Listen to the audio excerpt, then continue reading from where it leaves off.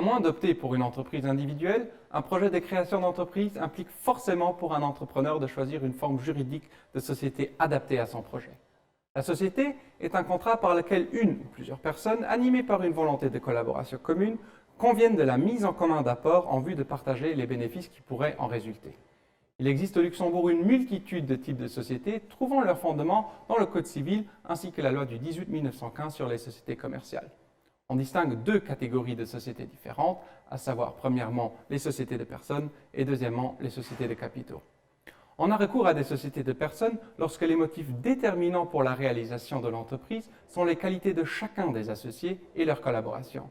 Dans ce cas, le caractère personnel prévaut alors sur l'élément financier. Dans la même logique, l'association ultérieure de nouveaux associés et d'investisseurs y est plus difficile et l'accès au marché financier prohibé. Les associés sont en principe indéfiniment et solidairement tenus des dettes de la société et le consentement de tous les associés est généralement requis pour modifier le contrat social ou pour céder des parts sociales. À l'opposé des sociétés de personnes, on a généralement recours à des sociétés de capitaux dans un contexte où le capital apporté par chacun est l'élément déterminant.